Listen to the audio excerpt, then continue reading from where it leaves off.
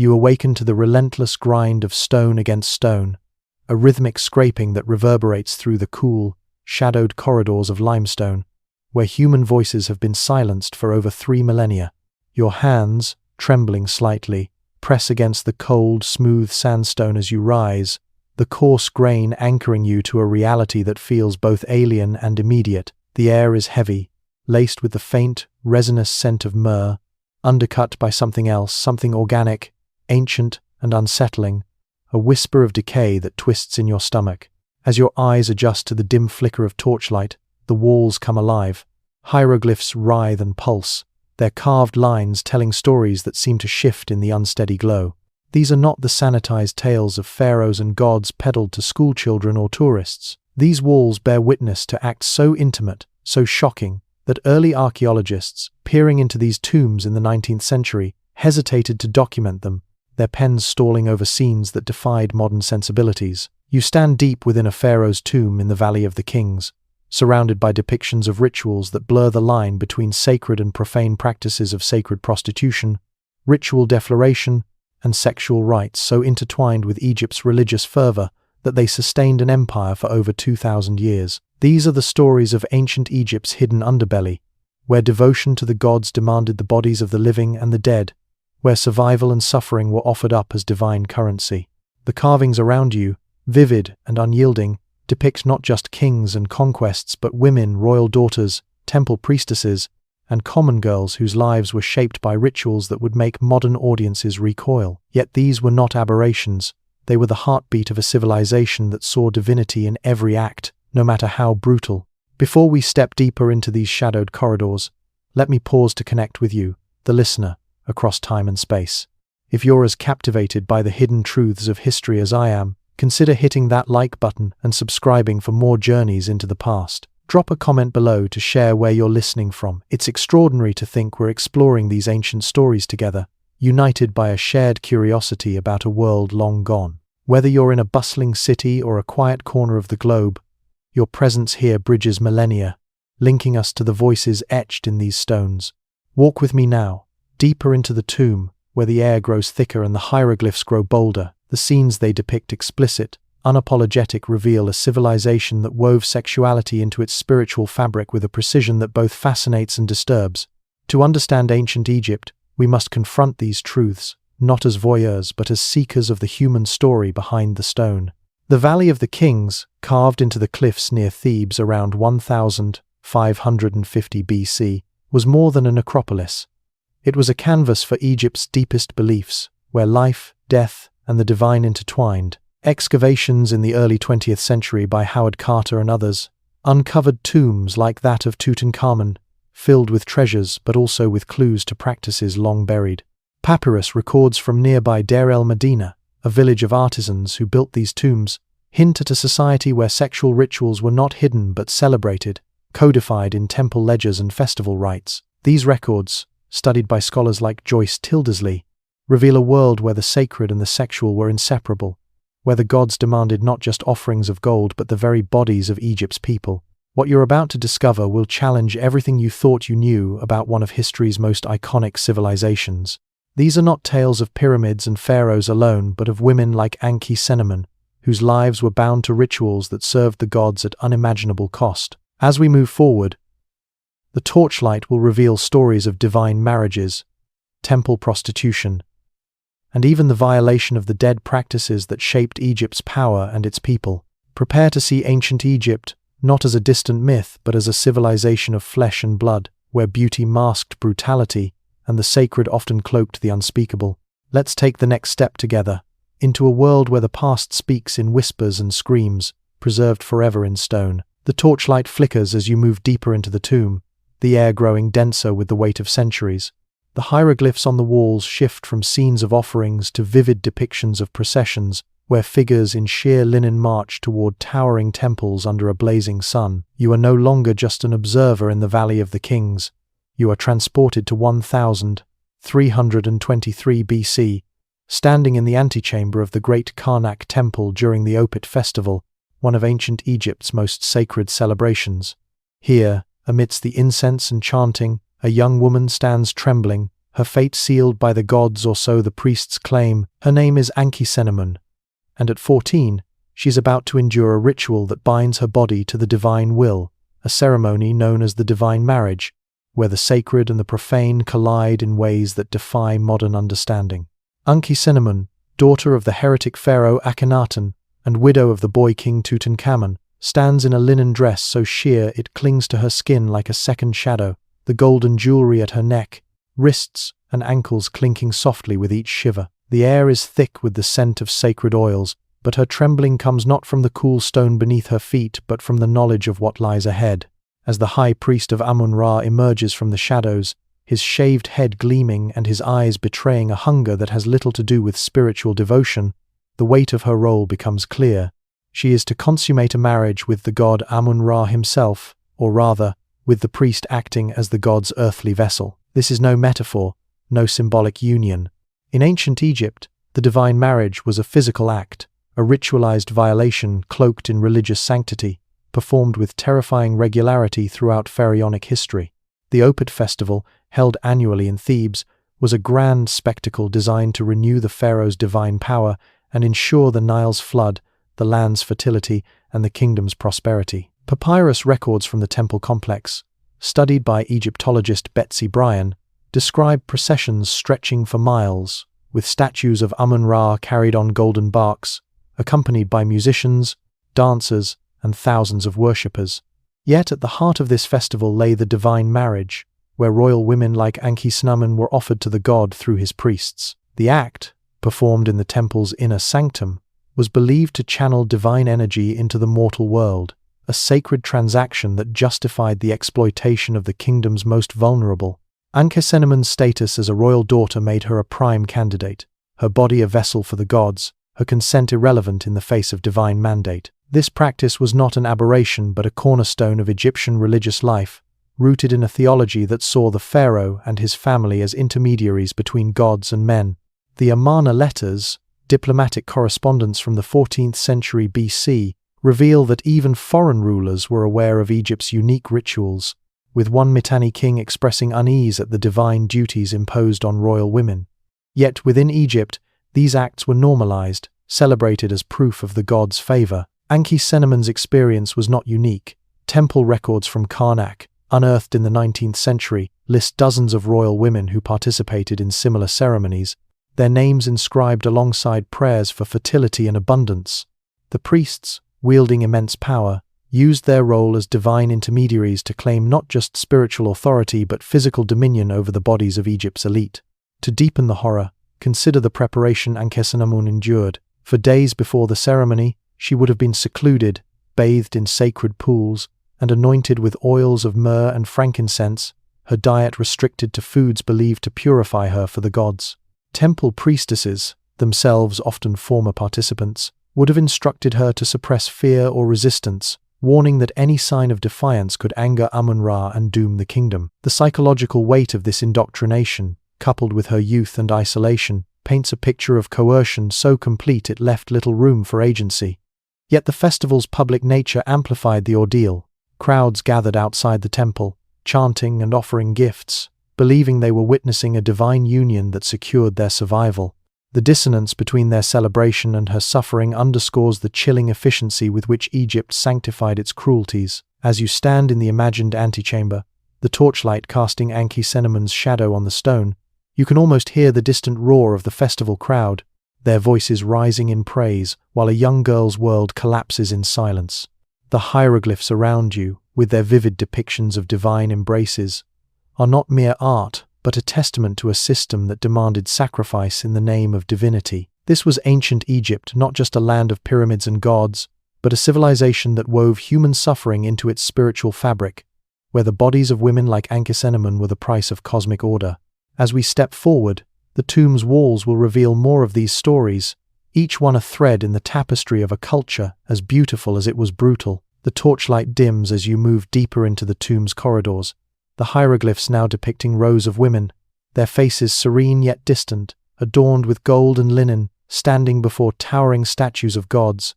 These carvings pull you into the heart of ancient Egypt's temple complexes, where the practice of sacred prostitution wove a chilling thread through the fabric of religious life. Beyond the spectacle of festivals like Opit, a permanent institution of God's wives, operated within the sacred walls, their lives dictated by rituals that blurred devotion and exploitation. Here, we uncover the daily realities of these women, drawing on papyrus records from Deir el-Medina and the meticulous research of Egyptologist Joyce Tildesley, while weaving in the human cost of a system that turned bodies into offerings. Papyrus records from Deir el-Medina, a village of artisans near Thebes, discovered by archaeologist Bernard Bruyère in 1922, reveal that sacred prostitution was not limited to royal women like Ankhesenamun but extended to hundreds of girls, some as young as 12, selected for their beauty and purity to serve as God's wives. This euphemistic title masked a grim reality: ritualized sexual servitude, codified in temple ledgers as a sacred duty. These girls, drawn from both noble and common families, were dedicated to gods like Amun, Min, or Hathor throughout Egypt's religious calendar, their bodies offered to priests or worshippers in ceremonies believed to secure divine favor. The selection process was brutally clinical, as documented in temple accounts from Thebes dating to 1550 BC. Priests examined candidates naked, scrutinizing for physical imperfections. A scar, an uneven tooth, or asymmetrical features could disqualify a girl, sparing her from years of abuse disguised as divine service. These women lived within temple complexes, their lives tightly controlled. Joyce Tildesley's research at Manchester University uncovers detailed accounts of their daily routines. They wore distinctive clothing, often sheer linen adorned with blue faience beads, marking their status as sacred vessels.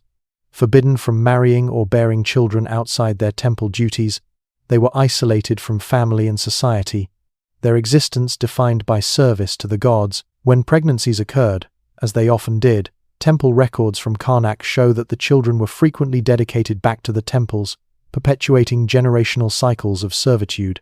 A surviving papyrus from the Ramesseum, dated to 1200 BC, lists the rations given to these women: barley, dates, and occasional meat, but also notes their exclusion from festivals, unless their presence was required for rituals, painting a picture of lives both privileged and imprisoned. The emotional toll of this existence was profound, though rarely acknowledged by the society that upheld it. Personal letters found in Theban archives, studied by Egyptologist John Romer, reveal glimpses of their inner worlds. One woman, named Meret, wrote to a friend around 1300 BC, "My days are spent in the shadow of the god, but my heart is heavy with what I must do. I pray for release, but the priests say only the gods can free me." Such words hint at a quiet despair, a resignation to a role that offered no escape. The temples, grand and gilded, were not sanctuaries but cages, where purity was a commodity and devotion a transaction.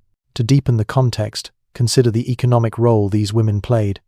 Temple ledgers from Philae show that their services generated significant revenue, funding the very institutions that enslaved them. This economic dependency ensured their recruitment was relentless, with scouts sent to villages during times of hardship, offering families grain or land in exchange for their daughters.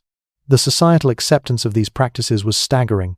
Marriage contracts from the New Kingdom, preserved in the Cairo Museum, often included clauses acknowledging a woman's temple service, with lower bride prices for those who had served, their divine blessing paradoxically diminishing their value. Yet resistance existed, subtle and coded.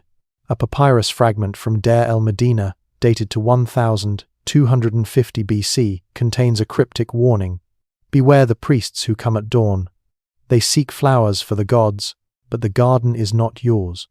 Scholars like Tildesley interpret this as evidence of underground networks that warned families of temple recruiters, a flicker of defiance in a system that demanded compliance. As you trace the hieroglyphs with your eyes, the figures of these women seem to step forward, their carved faces betraying no emotion yet carrying the weight of their stories. The temple complexes, from Karnak to Dendera, were not just places of worship but arenas of control, where young girls were transformed into instruments of divine will. The air in the tomb feels heavier now, thick with the echoes of their silenced voices. These were not abstract rituals but lived experiences, each one a testament to a civilization that saw no contradiction between sanctity and suffering. As we move forward, the walls will reveal more public ceremonies where these private pains were displayed for all to see, celebrated as proof of Egypt's divine favor. The tomb's corridors narrow as you press forward, the torchlight casting jagged shadows across walls etched with scenes of jubilant crowds, their arms raised in reverence before towering temples. These carvings transport you to the bustling festivals of ancient Egypt, Opet, Min, and Sed, where thousands gathered under the scorching Theban sun to witness rituals that blurred the line between worship and spectacle. Here, the disturbing reality of sacred prostitution and divine marriages was not hidden but displayed in full view, celebrated as a cornerstone of Egypt's prosperity. Drawing on the accounts of Greek historian Herodotus and archaeological evidence from the Temple of Min at Koptos, we uncover the public nature of these ceremonies, where ritualized sexual acts were sanctified by a society that saw divinity in their execution, weaving a narrative that reveals both the grandeur and the horror of these events. During festivals like Opet, held annually in Thebes around 1350 BC, the streets swelled with worshippers who believed they were witnessing divine unions that ensured the Nile's flood, abundant harvests, and the kingdom's stability. Papyrus records from Karnak, studied by Egyptologist Betsy Bryan, describe these events in vivid detail. Golden statues of Amun-Ra, carried on ornate barks, led processions through cheering crowds, while priests and royal women performed sacred marriages in the temple's inner sanctum. These were not private rituals but public spectacles, often staged on elevated platforms where the populace could see the high priest, acting as the god's vessel, consummate unions with women like Ankhesenamun. The crowd's fervor, fueled by religious zeal, transformed these acts into communal affirmations of divine favor, erasing the individual suffering of the participants. Herodotus, writing around 450 BC, recorded his shock at witnessing such ceremonies during his travels through Egypt. He described the most beautiful maidens of noble birth, being prepared for unions with gods who appeared in human form, noting their visible distress, which Egyptian observers interpreted as religious ecstasy. His account, preserved in the histories, underscores the cultural disconnect. What he saw as anguish, the Egyptians celebrated as proof of divine presence. At the Temple of Min in Koptos, excavated in the 1892 by Flinders Petrie, carved reliefs depict these divine unions in explicit detail. The god Min, shown with an erect phallus, engages with women whose faces are turned away, a convention some scholars, like John Darnell, interpret as indicating reluctance or shame. Surrounding these central figures are musicians, dancers, and offerings, creating a festival atmosphere around what was, in essence, ritualized rape. The societal acceptance of these public acts was rooted in Egypt's theology, which linked human sexuality to cosmic order. Temple inscriptions from Karnak, dated to 1400 BC, proclaim that such rituals bind the gods to the land, ensuring fertility and stability. This belief permeated every level of society, from peasants to nobles, who saw the women's sacrifice as a necessary offering. To deepen the context, consider the role of music and ritual in these ceremonies. Excavations at Koptos uncovered sistra-rattling instruments played by priestesses that accompanied the rites, their rhythmic clatter drowning out any cries of protest. These instruments, found in temple storerooms, were inscribed with prayers for abundance, linking the women's suffering directly to the community's survival. Yet the public nature of these rituals amplified their psychological toll.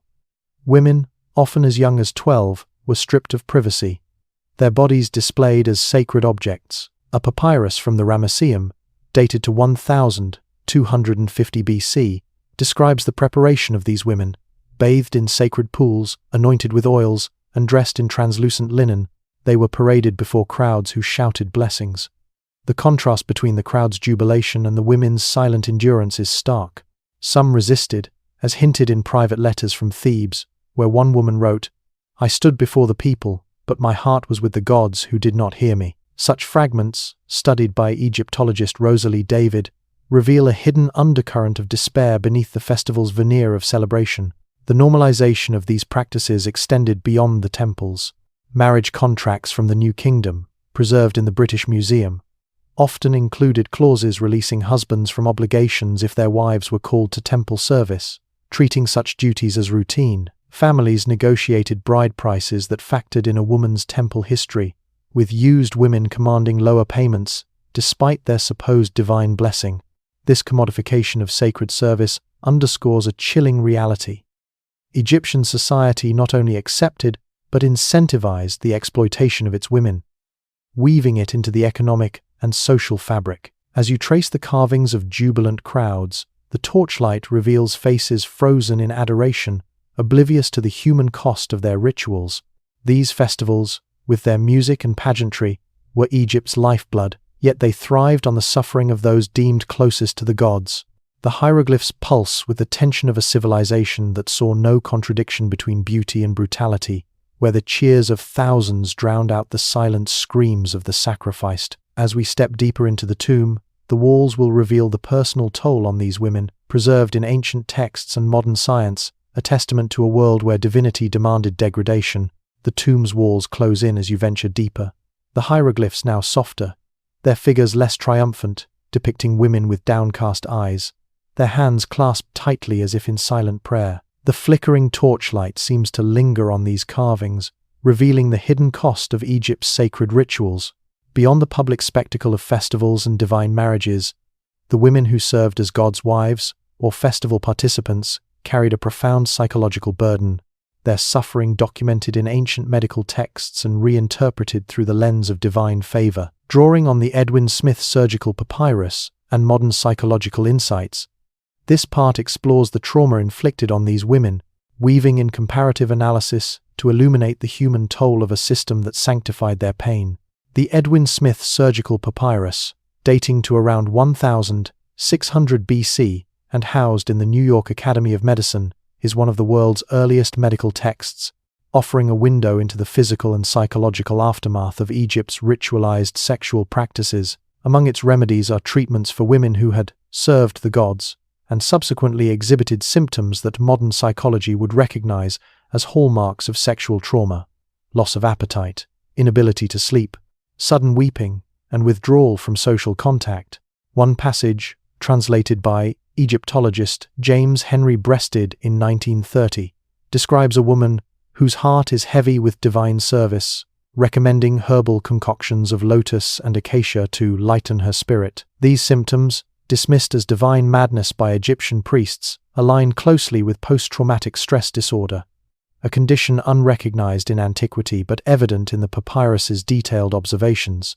The psychological toll on these women was compounded by their isolation. Temple records from Thebes, studied by Joyce Tildesley, reveal that women dedicated as God's wives were often confined to temple complexes, cut off from family, and forbidden from forming personal relationships outside their sacred duties.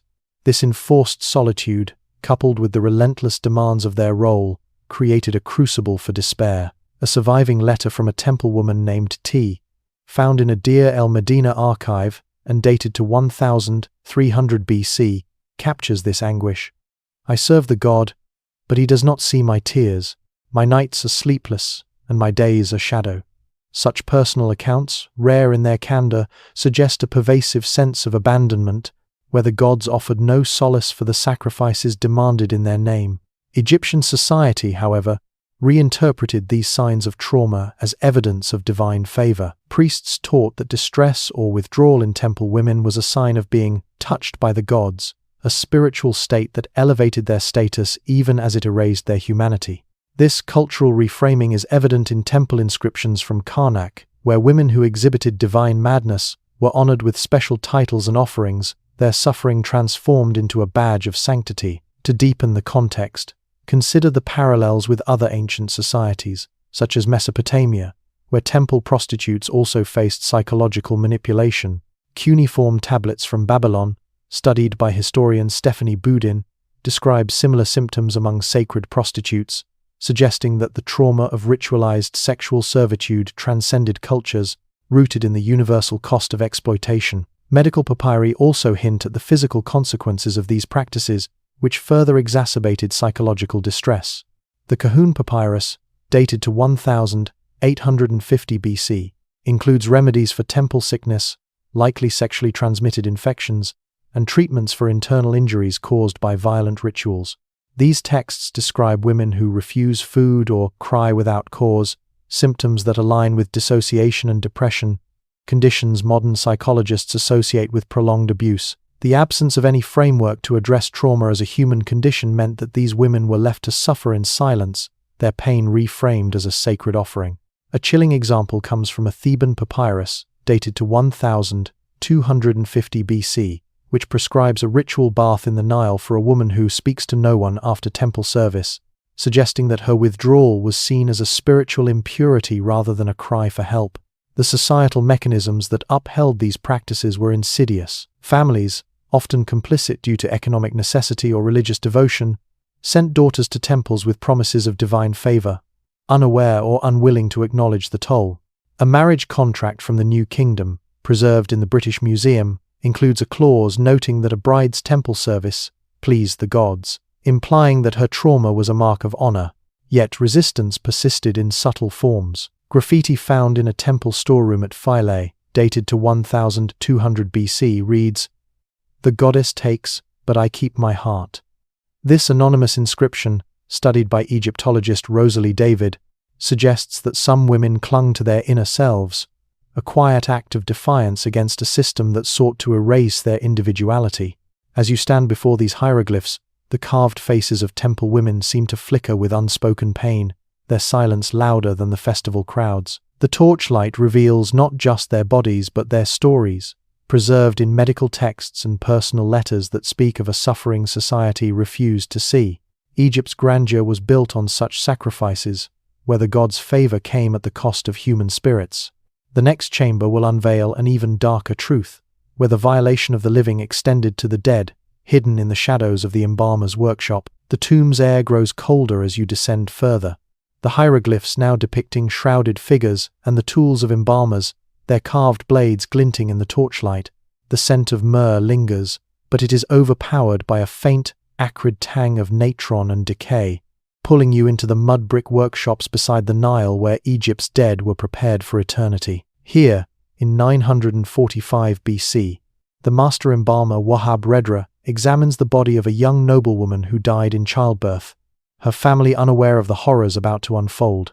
Drawing on modern CT scans from the Egyptian Museum in Cairo and accounts from the Greek historian Herodotus, this part uncovers the disturbing practice of post-mortem sexual abuse during mummification, revealing a secret guarded more fiercely than any pharaoh's treasure.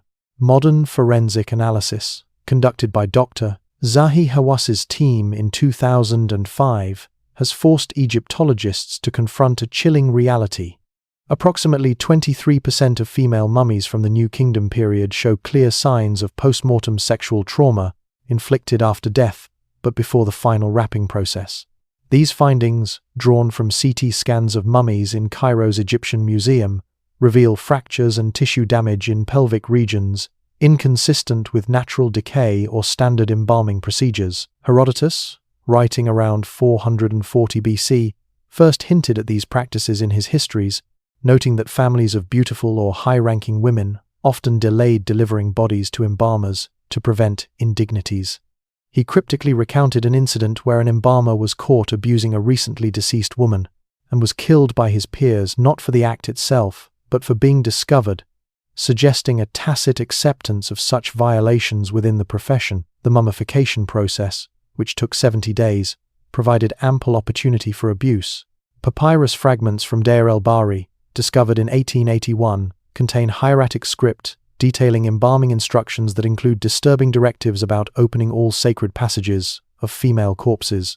Initially interpreted by scholars like James Henry Bastet as standard evisceration procedures, the specific anatomical language and ritual context suggest a far more sinister intent. These texts, studied by Egyptologist Salima Ikram, describe rituals purportedly designed to prepare the deceased for divine service in the afterlife, but the focus on sexual organs points to necrophilic practices cloaked in religious justification. The workshops, often located in isolated areas near necropolises like Saqqara, operated with minimal oversight, allowing embalmers to act with impunity. To deepen the context, consider the cultural beliefs that enabled these acts. Egyptian theology held that the dead remained active in the afterlife, their bodies vessels for spiritual and physical interactions.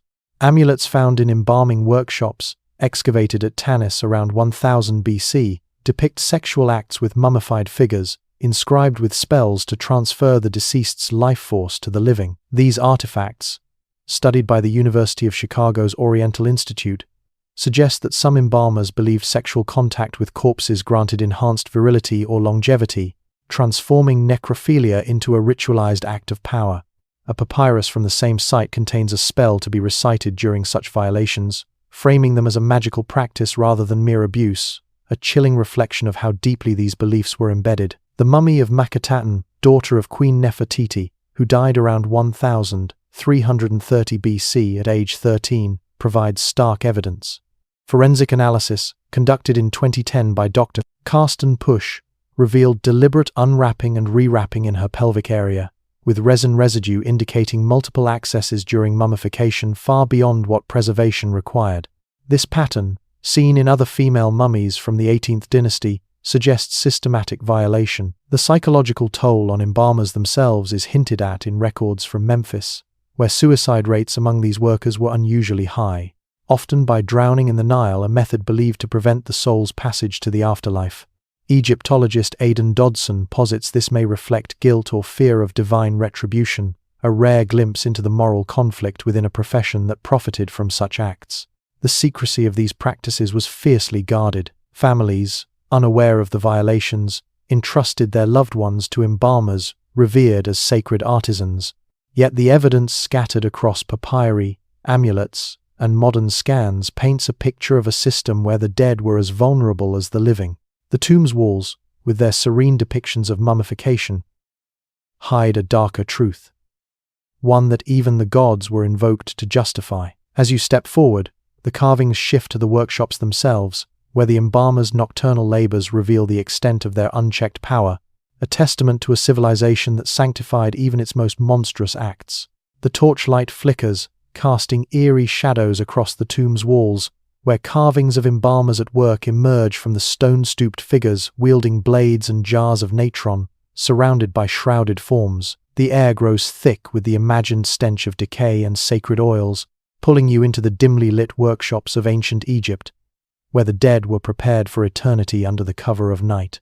In these mud-brick chambers beside the Nile, embalmers like Wahab Redra in 945 BC operated with chilling autonomy, their practices cloaked in secrecy and sanctified by ritual. Drawing on papyrus fragments from Deir el-Bahri and workshop records from Tanis, this part unveils the operational details of these workshops, exposing the unchecked power of embalmers and the ritualistic justifications that enabled their violations of the dead. Papyrus fragments from Deir el-Bahri, unearthed in 1881 during excavations led by Gaston Maspero, contain hieratic scripts that outline embalming procedures, including directives that modern scholars now recognize as euphemisms for post-mortem sexual abuse. These texts, analyzed by Egyptologist Salima Ikram, instruct embalmers to purify all sacred passages of female corpses, a phrase once thought to refer to organ removal but now understood to describe sexual violations framed as ritual preparation for the afterlife.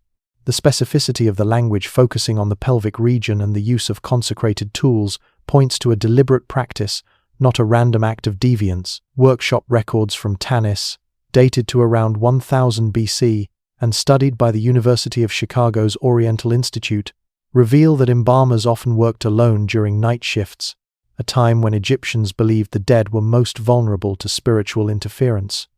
This lack of oversight created a perfect storm for abuse. Hidden from families and religious authorities, the embalming process itself, spanning 70 days, was a labyrinth of rituals that provided ample opportunity for misconduct. The body was first washed in sacred pools, then treated with natron to desiccate tissues, and finally wrapped in linen soaked with resins.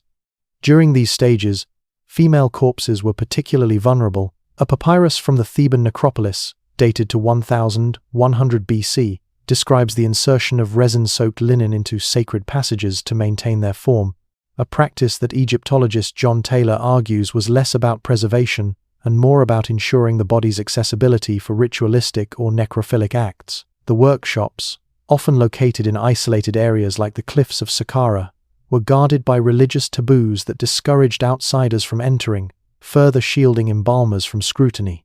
To deepen the context, consider the cultural and religious framework that justified these acts. Egyptian beliefs about the afterlife held that the dead retained physical and spiritual agency, requiring their bodies to be preserved in a state suitable for divine interactions. Amulets found in embalming workshops, such as those excavated at Memphis in the 1922nd, depict mummified figures in sexual poses, inscribed with spells promising the transfer of life force to the living. These artifacts, studied by the Brooklyn Museum, suggest that some embalmers viewed necrophilia as a magical act, believed to enhance their own vitality or secure divine favor. A chilling spell from a Tanis papyrus, dated to 1050 BC, invokes Osiris to grant strength through the sacred vessel, a euphemism scholars like Rosalie David interpret as referencing sexual contact with the deceased. The secrecy surrounding these practices was meticulously maintained. Families, who revered embalmers as sacred artisans, were rarely allowed inside the workshops, and the 70-day process ensured bodies were returned only after all traces of interference could be concealed by wrappings. Yet cracks in this secrecy appear in rare accounts of discovery.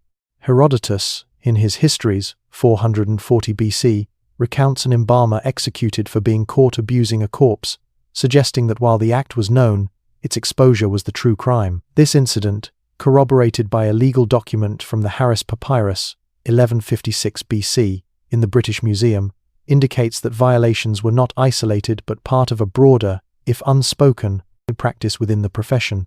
The psychological toll on embalmers hints at the moral weight of their actions. Records from Memphis, analyzed by Egyptologist Aidan Dodson, show that embalmers had suicide rates far exceeding other professions, often choosing to drown themselves in the Nile, a method believed to bar the soul from the afterlife. This act, possibly driven by guilt or fear of divine judgment, contrasts with the reverence their work commanded. To enrich the narrative, consider the parallel with other ancient cultures, such as Mesopotamia, where cuneiform texts from describe similar post-mortem rituals, suggesting a broader, ancient Near Eastern belief in the magical potency of the dead. In Egypt, however, the scale and ritualization of these acts were uniquely systematic, embedded in the very process that promised immortality. As you stand before the carvings of embalmers, their stone faces impassive yet burdened, the torchlight reveals tools that were both sacred and profane. The workshops, hidden in the shadow of great necropolises, were sanctuaries of secrecy where the dead were violated under the guise of divine service.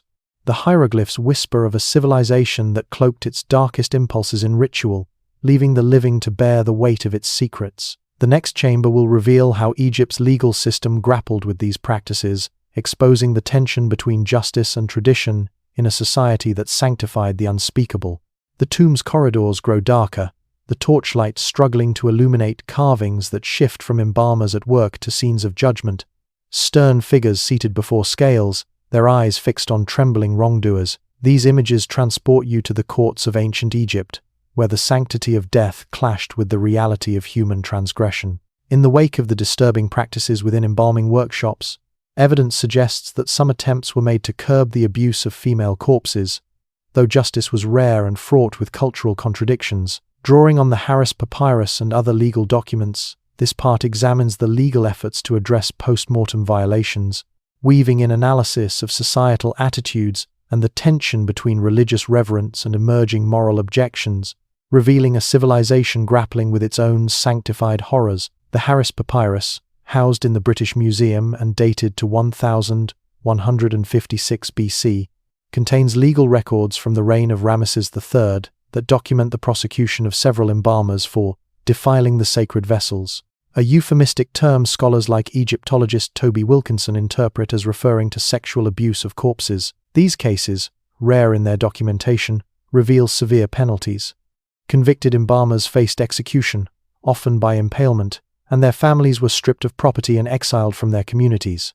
The severity of these punishments underscores the gravity of the offense, yet the scarcity of such records suggests that prosecution was exceptional, likely reserved for cases where secrecy was breached. A papyrus fragment from Thebes, dated to 1100 BC and studied by the University of Chicago, describes a trial where an embalmer was accused after a family noticed irregularities in a mummy's wrappings, hinting at a rare moment when public outrage pierced the veil of workshop secrecy. The societal attitudes toward these violations were complex, shaped by the reverence for the dead and the embalmer's sacred role. Embalmers were seen as priests of Osiris, guardians of the afterlife, and their workshops were considered extensions of the temple. This sanctity insulated them from scrutiny, as families were reluctant to question those entrusted with their loved ones' immortality. Yet whispers of abuse persisted, as evidenced by Herodotus's account in his Histories, 440 BC, where he notes that families of high-ranking women delayed delivering bodies to prevent indignities. This precaution, documented in a Memphis papyrus from 1000 BC, suggests a growing awareness of the risks, though societal norms discouraged open confrontation. To deepen the context, consider the parallel with ancient Mesopotamia, where legal codes like the Code of Hammurabi, 1750 BC, prescribed death for defiling sacred spaces, yet rarely addressed post-mortem abuse, indicating a broader cultural reluctance to challenge ritualized professions. The tension between religious tradition and moral objection is evident in the legal language used. The Harris Papyrus employs terms like sacred vessels to describe female corpses, framing violations as offenses against the gods rather than the individuals.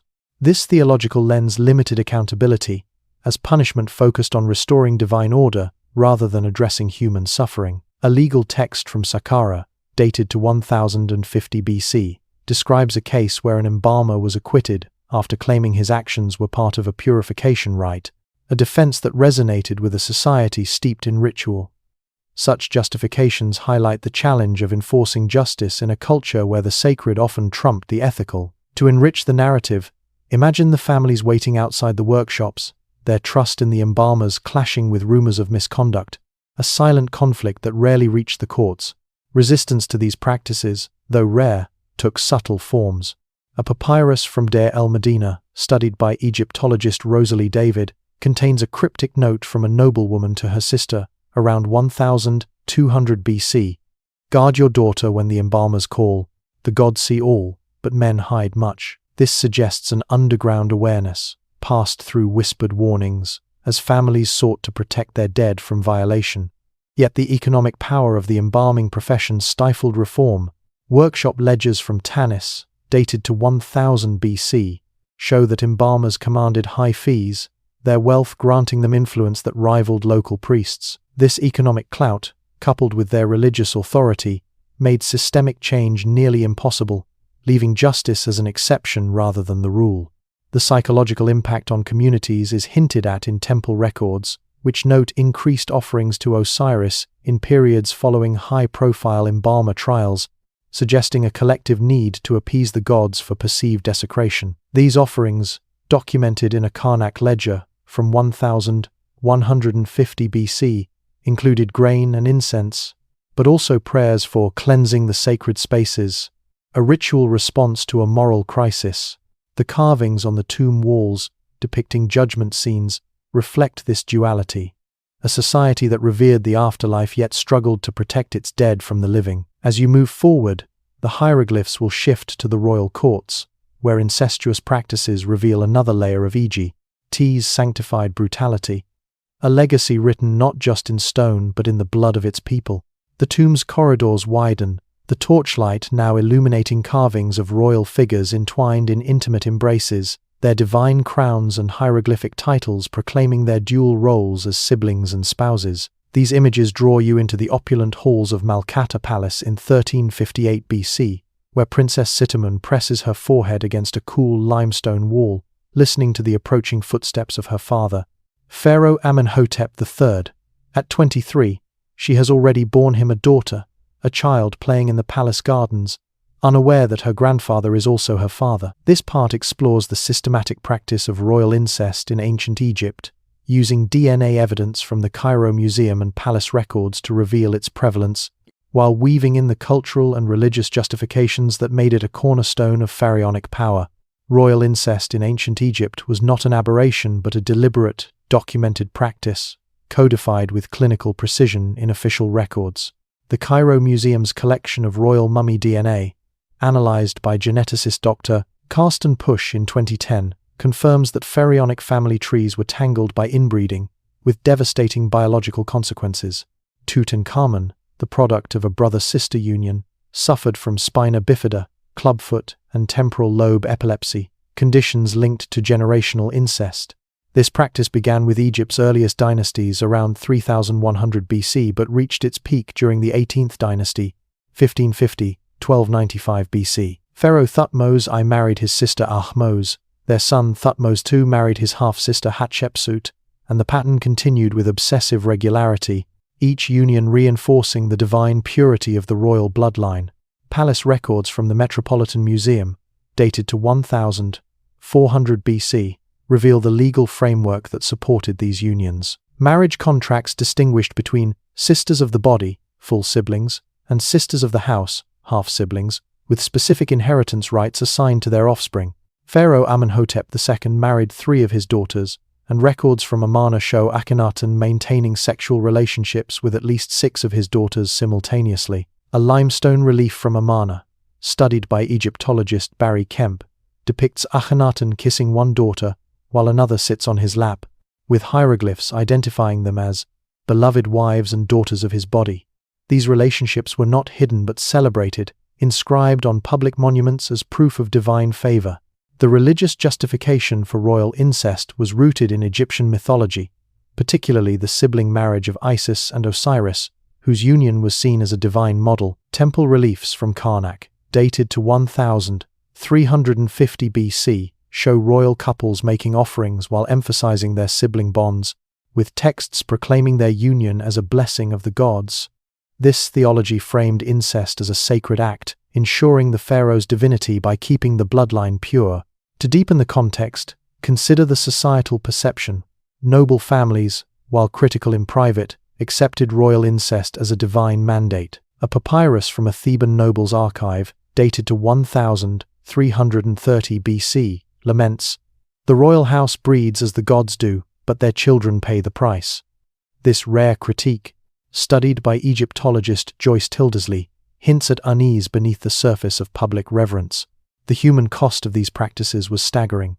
Royal women, like Sitamun, faced not only the physical demands of incestuous unions but also the psychological weight of their dual roles as daughters and wives. Palace records from Malkata, analyzed by the University of Chicago, describe Sitamun's life as one of confinement, her chambers adorned with gold, yet lacking freedom. Her daughter, born of Amenhotep III, was raised in the palace without knowledge of her complex parentage, a secrecy that protected the royal image but deepened the isolation of women like Sitamun. To enrich the narrative, imagine her standing by a palace window, watching her child play, knowing the cycle of incest would likely claim her daughter too, a silent dread that no wealth could dispel. The genetic consequences were equally grim. By the end of the 18th dynasty, royal infant mortality rates exceeded 60%, with surviving children often suffering from intellectual disabilities and physical deformities. Tutankhamun's own mummy, examined in 2005 by Dr. Zahi Hawass, reveals a young man who could barely walk, his chronic pain and early death at 19 linked to his inbred heritage. Medical papyri from the Edwin Smith collection, dated to 1600 BC, describe treatments for children born twisted, including splints and herbal remedies, indicating that royal physicians were accustomed to addressing birth defects caused by inbreeding. These texts, studied by Egyptologist John Romer, underscore the normalization of genetic disorders within the royal family, a tragic consequence of divine ambition. As you trace the carvings of royal couples, their serene faces belie the chaos of their lineage. The torchlight flickers on Sitamun's image, her eyes carved with an eternal calm that masks her lived reality. Royal incest was not just a practice but a system, upheld by religion, law, and tradition. Yet it sowed the seeds of its own destruction in the bodies of Egypt's rulers. The next chamber will delve deeper into the genetic and social impacts, revealing the toll on those caught in this divine yet destructive cycle. The torchlight wavers as you move deeper into the tomb, the carvings now depicting royal families entwined in complex genealogies, their figures adorned with divine symbols yet marred by subtle signs of affliction, limbs twisted, faces gaunt. These images pull you into the heart of the 18th dynasty, where the systematic practice of royal incest left a legacy of biological devastation and social dysfunction. Focusing on the genetic consequences revealed by modern DNA analysis and the social ramifications documented in palace records, this part explores the toll on Egypt's royal women and their offspring, weaving in the human tragedy behind a tradition justified by divine mandate. The genetic impact of royal incest is starkly evident in the Cairo Museum's collection of royal mummies, analyzed by geneticist Dr. Carsten Pusch in 2010. Tutankhamun, born of a brother-sister union between Akhenaten and an unidentified sister, suffered from multiple congenital disorders, spina bifida, clubfoot, and temporal lobe epilepsy, which likely contributed to his death at 19. DNA analysis of the royal mummy cache at Deir el-Bahari, discovered in 1881, reveals that 9 of 11 mummies were products of incestuous unions, with 7 showing significant genetic disorders. 2 infant mummies found in Tutankhamun's tomb, his daughters by his half-sister Ankhesenamun, suffered from neural tube defects that made survival impossible, a grim testament to the compounding effects of inbreeding over generations. Medical papyri from the Edwin Smith collection, dated to 1600 BC, document treatments for conditions now recognized as consequences of incest. Remedies for children born twisted describe splints, exercises, and herbal treatments for congenital deformities, while one text chillingly details a surgical procedure for infants with sealed passages, likely genital malformations common in inbred populations. These records, studied by Egyptologist John Romer, indicate that royal physicians were well versed in managing birth defects, a routine challenge in a dynasty obsessed with bloodline purity. By the end of the 18th dynasty, royal infant mortality rates exceeded 60%, with surviving children often plagued by intellectual disabilities, physical deformities, and shortened lifespans, as evidenced by Tutankhamun's own frail condition, documented in 2005 CT scans by Dr. Zahi Hawass. The social consequences were equally profound, particularly for royal women. Queen Ankhesenamun, daughter and wife of Akhenaten and later wife of Tutankhamun, survived to 27, an unusually long life for a royal woman of her time. Her mummy, analyzed in 2010, shows signs of chronic depression through bone analysis, vitamin D deficiency from prolonged confinement, stress fractures suggestive of physical abuse, and evidence of frequent pregnancies ending in miscarriage or infant death. Palace records from Amun-Ra, studied by Egyptologist Barry Kemp, describe a court where women like Ankhesenamun were both revered and trapped, their roles as divine consorts isolating them from normal family bonds.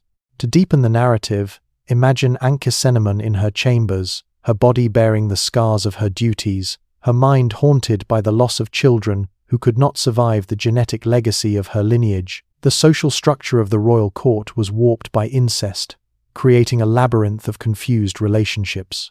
Palace records from the reign of Ramesses II, dated to 1279 BC, outline protocols for addressing relatives who held multiple roles, sisters who were wives, brothers who were fathers. This complexity, documented in the Metropolitan Museum's papyrus collection, fostered a culture of intrigue where daughters competed for selection as royal wives, knowing refusal could mean disgrace or exile.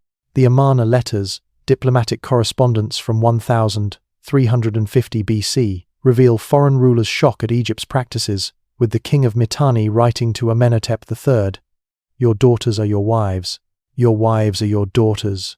This confuses my scribes. This external perspective, studied by Egyptologist Mark Gabolde, highlights the isolation of Egypt's royal family, whose practices set them apart even from their allies. Resistance to this system was rare but poignant. A papyrus from 1345 BC, found in a private archive at Thebes, describes a royal daughter's plea to a priestess. "I am my father's daughter, but must I also be his wife? The gods demand too much." Such fragments, analyzed by Joyce Tildesley, suggest a quiet rebellion among women who understood the cost of their divine roles. To enrich the context, consider the parallel with other ancient monarchies, such as the Ptolemaic dynasty, where sibling marriage persisted but was less biologically devastating due to wider marriage pools. In Egypt, the closed system of the 18th dynasty amplified the damage, creating a royal lineage that was both divine and doomed. As you trace the carvings of these royal families, The torchlight reveals figures that seem to sag under their own weight, their divine crowns heavy with the burden of their heritage. The hieroglyphs tell of a dynasty that sought immortality through bloodline purity, only to sow suffering and fragility in its wake. The next chamber will explore the desperate attempts of royal women to escape this cycle. Their acts of resistance, a faint but defiant cry against a system that bound them to both gods and men. The torchlight casts trembling shadows across the tomb's walls, where carvings now depict fleeing figures, their faces etched with desperation, pursued by soldiers under the watchful eyes of gods. These images draw you into the royal courts of the 18th dynasty, where women like Princess Bastet in 1345 BC sought to escape the suffocating cycle of royal incest that defined their lives.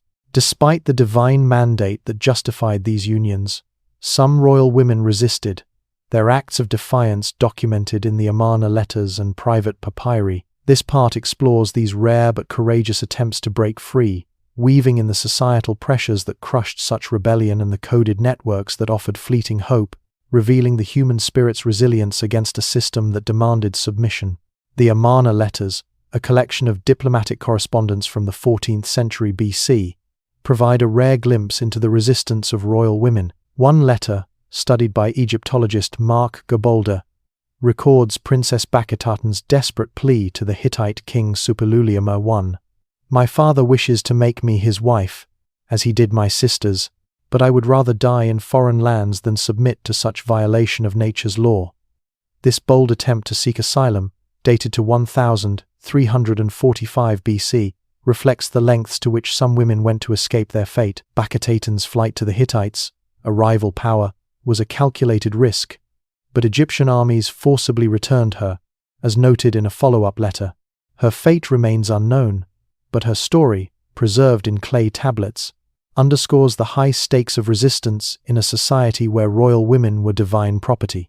Other acts of defiance were subtler, cloaked in secrecy to avoid detection. Papyrus fragments from private archives in Thebes, analyzed by Egyptologist Joyce Tildesley, reveal coded language used by women to warn each other of impending royal marriages. A document from 1350 BC advises, "When the lotus seekers come to your door, remember the river runs deep but also runs away." Scholars interpret this as a reference to escape routes along the Nile, used by families to smuggle daughters to neighboring regions like Nubia or Canaan. These networks, though fragile, suggest a quiet solidarity among women who recognize the horror of their roles. To enrich the narrative, imagine a royal daughter whispering these warnings to her sister under the cover of night, their voices muffled by the weight of palace surveillance, their hope as fleeting as the Nile's current. Societal pressures made such resistance perilous. Royal women were not only daughters and wives, but also symbols of divine continuity, their bodies essential to the pharaoh's legitimacy. Palace records from Amun-Ra, studied by Barry Kemp, describe the intricate court culture that enforced compliance, with priestesses and courtiers monitoring royal daughters for signs of rebellion. Resistance could lead to exile, imprisonment, or worse. A papyrus from 1340 BC, found in a noble's archive, recounts the punishment of a princess who refused her father's bed. She was confined to a temple, her name erased from royal records, a fate akin to spiritual death in a culture obsessed with eternal legacy. The fear of such consequences silenced many, yet the existence of these records, preserved in private hands, suggests that some dared to defy. The psychological toll of this trapped existence is evident in the physical remains of royal women. The mummy of Ankhesenamun, analyzed in 2010 by Dr. Karsten Pusch, shows signs of chronic depression, vitamin D deficiency from confinement, and stress fractures suggestive of physical abuse. These markers, studied by Egyptologist Zahi Hawass, paint a picture of a woman whose resistance, if it existed, was crushed by the weight of her role. To deepen the context, consider the parallel with other ancient societies, such as the Achaemenid Persian court, where royal women also faced consanguineous marriages but had more avenues for negotiation due to less rigid divine mandates. In Egypt, the fusion of royalty and divinity left little room for agency, making each act of resistance a monumental act of courage. The social ramifications extended beyond the palace. Noble families, aware of the royal practice, sometimes shielded their daughters from court alliances, as hinted in a Theban letter from 1330 BC. Keep your girl from the pharaoh's eyes. His love is a curse. This rare critique, studied by Rosalie David, reflects a growing unease among the elite, who saw the genetic toll of incest in the frail royal offspring. Yet public dissent was unthinkable. Temple reliefs from Karnak, dated to 1350 BC, glorify sibling unions as divine, silencing critics with the weight of religious doctrine. The few who resisted, like Bastet, became cautionary tales, their stories whispered in private to warn others of the futility of defiance. As you trace the carvings of fleeing figures, the torchlight reveals their outstretched hands, reaching for a freedom that rarely came. The hieroglyphs tell of a world where resistance was both heroic and doomed, where royal women fought against a system that saw them as vessels of divine will. The next chamber will unveil the brutal ritual of defloration, another layer of Egypt's sacred violence, where young girls faced violation under the guise of divine favor, their suffering etched into the very stones that surround you. The tomb's walls seem to pulse as the torchlight reveals carvings of young girls, their figures rigid on stone altars, surrounded by priests and sacred implements. These images transport you to the Temple of Hathor at Dendera in 1250 BC, where one 2-year-old Nefertari lies trembling on a cold stone slab, her small hands gripping its carved edges until her knuckles whiten. She is about to endure one of ancient Egypt's most brutal rituals, ritualized defloration, a ceremony believed to unlock divine power through the violation of young girls. Drawing on archaeological evidence from the Temple of Mut at Karnak and papyrus records from the Ramesseum, this part uncovers the chilling details of these ceremonies, weaving in theological justifications and regional variations to reveal a practice that was both systematic and sanctified. Archaeological evidence from the Temple of Mut at Karnak, excavated in the 1972, includes stone tablets cataloguing over 300 defloration rituals between 1400 and 1200 BC. These records, studied by Egyptologist Betsy Bryan, list the names, ages, and assigned priests, with girls as young as 9 and as old as 16, most between 12 and 14, barely past puberty in a society where childhood ended abruptly. Nefertari's ceremony, like others, began with a 3-day purification process. She was bathed in sacred pools, anointed with oils of frankincense and myrrh, and fed foods like dates and honey believed to enhance spiritual receptivity. Temple priestesses, themselves often survivors of such rituals, instructed her to remain silent, warning that fear or resistance would anger Hathor, whose favor ensured fertility and prosperity. A papyrus from Edfu, dated to 1300 BC, details these protocols, describing the girl's sheer linen gown and gold jewelry as markers of her role as a sacred offering. The theological justification for defloration was rooted in Egyptian beliefs about female virginity as a source of spiritual power. Papyrus fragments from the Ramesseum, analyzed by Egyptologist John Romer, explain that a girl's first blood was a sacrifice to the gods, her pain a currency for divine favor. The act, performed by a high priest representing the deity, was seen as opening a sacred gateway to channel divine energy, ensuring the community's survival. The ceremony itself followed rigid protocols.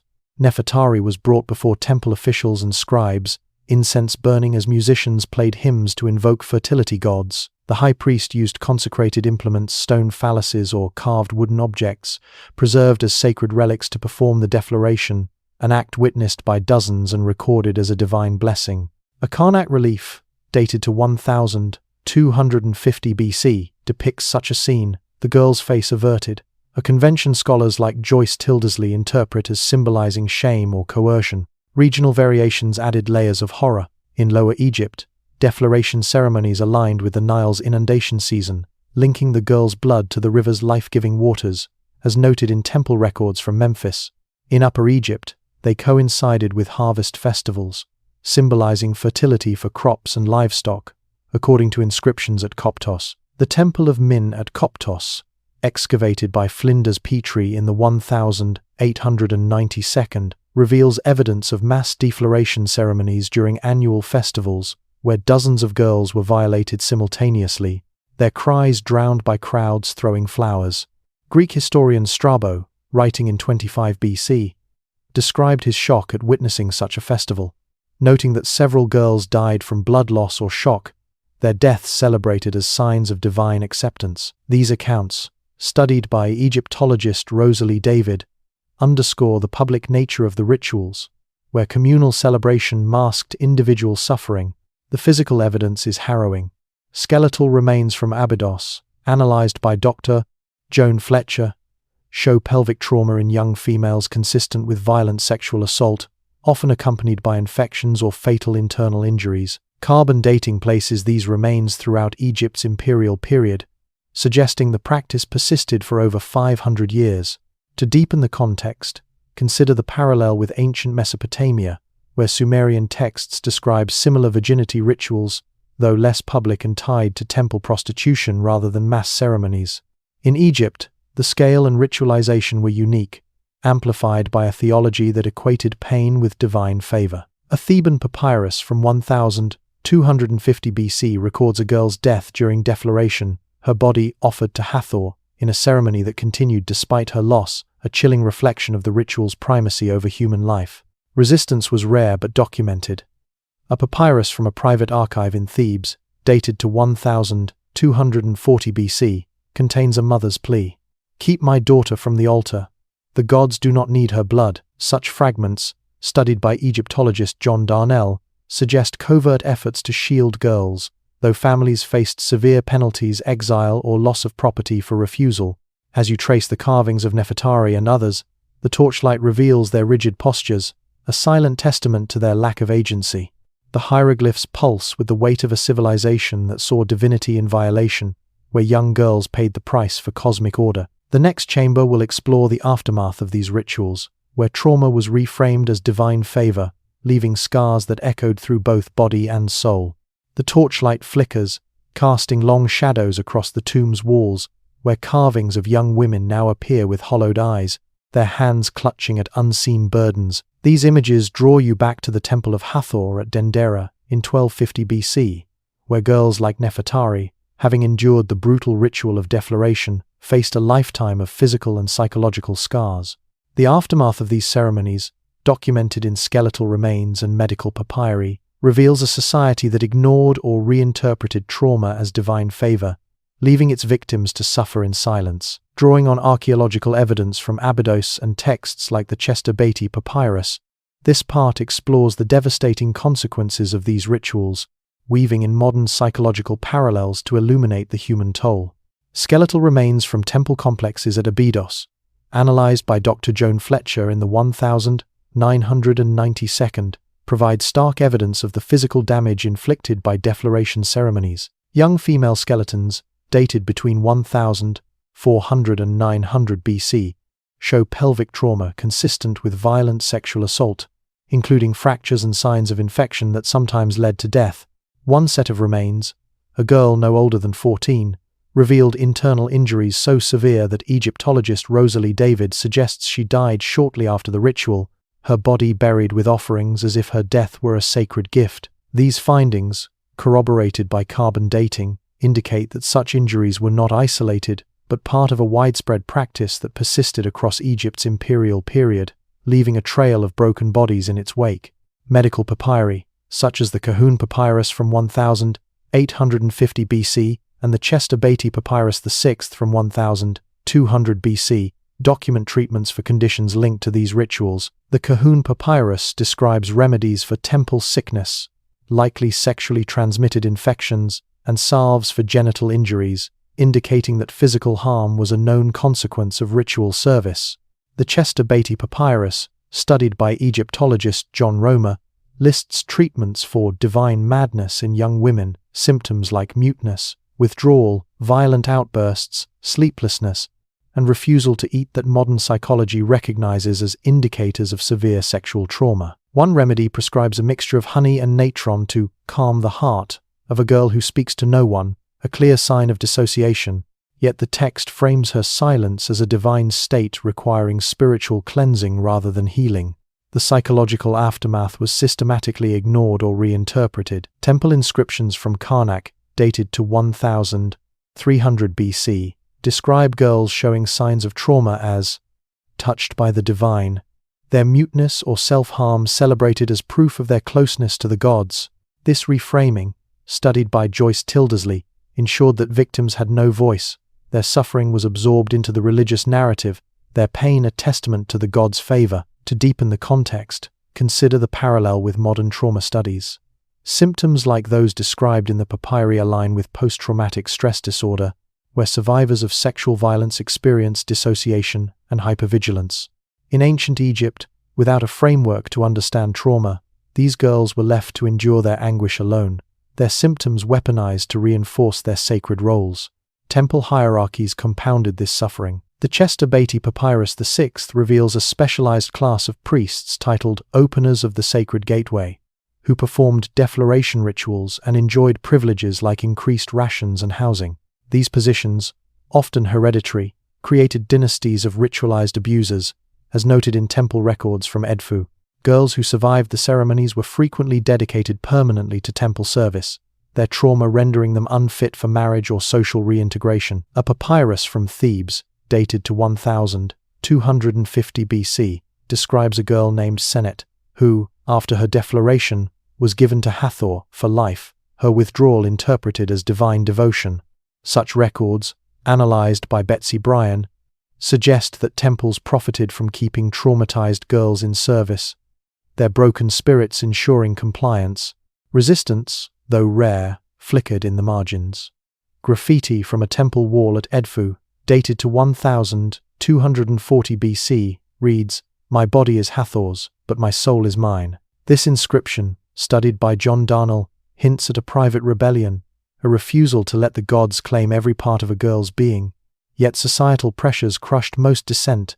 Families, often compensated with grain or land for their daughters' service, faced exile or forced labor if they resisted, as documented in temple ledgers from Thebes. To enrich the narrative, imagine Nefertari after her ceremony, her body bandaged but her spirit fractured, lying in a temple dormitory where priestesses whisper of divine honor while her eyes search for escape.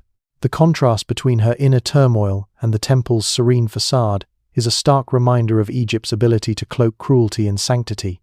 As you trace the carvings of these broken figures, the torchlight seems to dim, as if respecting their silent pain. The hieroglyphs tell of a society that turned trauma into a divine narrative, leaving girls like Nefertari to bear the cost of cosmic order. The next chamber will reveal the mass prostitution festivals at Bubastis, where the scale of sacred exploitation reached new heights, a spectacle that shocked even the most seasoned observers of Egypt's divine rituals. The tomb's walls shimmer as the torchlight catches carvings of vibrant festivals, where crowds throng around a temple aglow with hundreds of oil lamps, their flickering light dancing across hieroglyphs of cats, dancers, and explicit rituals. You are transported to the temple of Bastet at Bubastis in 570 BC during the Ptolemaic era, where a 3-day festival transforms ordinary women into sacred prostitutes, offering their bodies to strangers in honor of the cat goddess. Drawing on Herodotus's accounts and archaeological finds from Edward Naville's excavations, this part explores the mass prostitution festivals that defined Bubastis, weaving in the economic incentives and recruitment practices that sustained them, revealing a spectacle of divine debauchery that shocked even ancient observers. Herodotus, writing around 450 BC in his histories, described his astonishment at the festival of Bastet. Once a year, the women of this region gather at the temple of Bastet, and for 3 days they offer themselves to any man who brings proper payment to the goddess. No woman may refuse any man, whether he be Egyptian, Greek, Nubian, or Persian. This account, studied by Egyptologist Rosalie David, paints a vivid picture of a festival where sexual service was framed as the highest form of worship, generating immense revenue for the temple.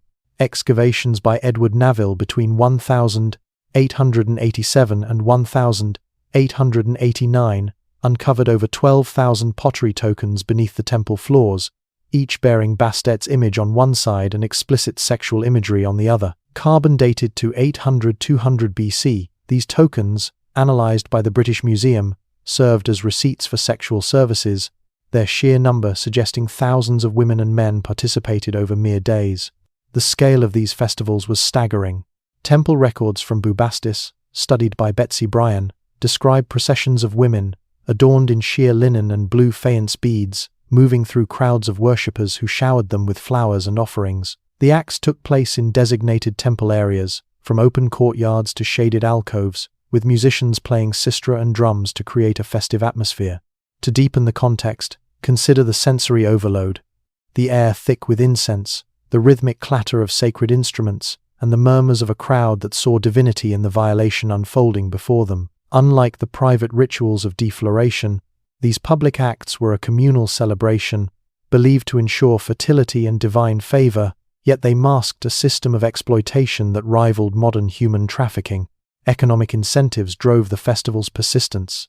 Account books from the Temple of Sobek at Crocodilopolis, dated to 300 BC, show that prostitution revenues during peak festival periods surpassed all other temple income, including grain and livestock offerings. This wealth, documented in Theban archives, created powerful incentives to recruit more women, often from impoverished families.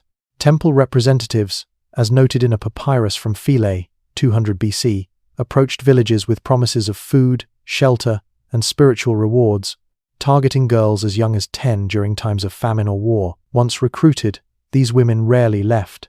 Legal documents from Oxyrhynchus, studied by Egyptologist John Romer, describe families attempting to retrieve daughters, only to be told they had made unbreakable sacred vows. This system, cloaked in religious duty, ensured a steady supply of women for temple profit. The recruitment process was chillingly systematic. A papyrus from the Wilbur Papyrus, dated to 141 BC, lists a census of sacred prostitutes, including dozens of girls under 14, some described as not yet reached womanhood, but already serving clients. These records, analyzed by Joyce Tildesley, reveal a grim reality. Economic hardship pushed families to surrender daughters, who were then bound to the temple by vows enforced with threats of divine punishment. To enrich the narrative, imagine a mother in Bubastis, her hands trembling as she accepts a sack of grain in exchange for her daughter's future, knowing the girl will vanish into the temple's gilded cage. The festival's public nature amplified the horror, with crowds cheering acts that stripped women of agency, their bodies reduced to offerings for Bastet's glory. Resistance flickered in subtle ways. Graffiti on temple walls at Edfu, dated to 156 BC, includes a woman's plea. Isis knows the pain in my heart, but I cannot speak it aloud. This inscription, studied by John Darnell, suggests a private anguish that contrasted with the festival's public jubilation. Some women used coded messages to warn others, as seen in a Theban papyrus from 200 BC. When the cat's eyes glow, seek the river's shadow. Scholars interpret this as a signal to flee during festivals, though such escapes were rare and dangerous, often punished with exile or forced labor. The temple's economic and religious power ensured compliance, leaving women like those at Bubastis to endure their roles as sacred vessels. As you trace the carvings of festival crowds, the torchlight reveals faces frozen in fervor, oblivious to the human cost of their worship. The hieroglyphs pulse with the energy of a society that normalized exploitation under the guise of divinity, where the cheers of thousands drowned out the silent suffering of the sacrificed.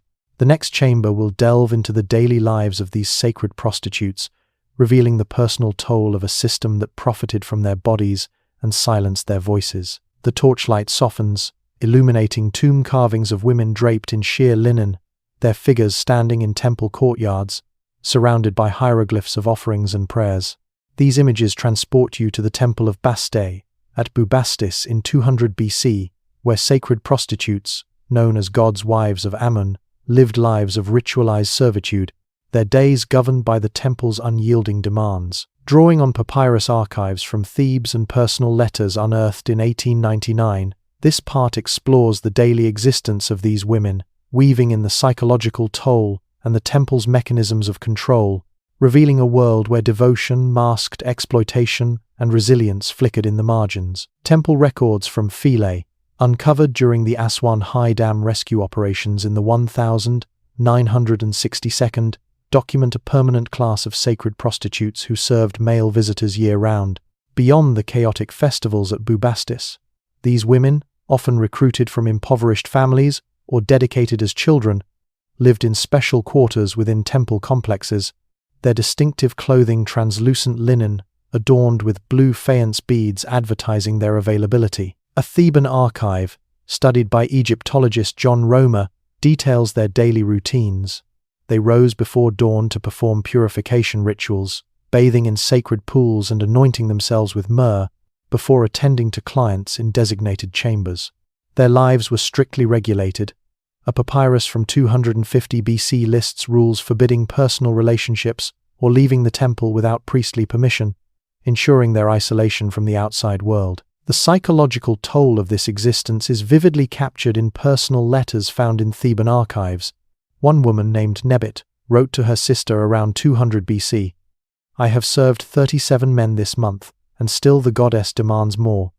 My body aches, but worse is my heart, which grows harder each day like stone left in the sun." This letter, analysed by Joyce Tildesley, reveals a profound despair, a sense of being consumed by a role that offered no escape. Another fragment, dated to 210 BC, pleads, "I pray to Bastet to release me, but she remains silent," highlighting the crushing weight of religious indoctrination that framed resistance as spiritual failure. To deepen the context, consider the parallel with modern human trafficking victims, whose psychological entrapment mirrors the temple's use of divine mandates to enforce compliance, a comparison drawn by historian Stephanie Boudin in her studies of ancient prostitution. The temple's control was reinforced through relentless indoctrination, beginning in childhood. Girls were taught that sexual service was the highest form of worship, their bodies vessels for divine energy. Confession texts from Edfu, dated to 156 BC, show prostitutes writing prayers, asking forgiveness for feelings of revulsion or fear, as studied by Egyptologist Betsy Bryan. One inscription reads, "Isis knows the pain in my heart, but I cannot speak it aloud. May other daughters be spared this blessing."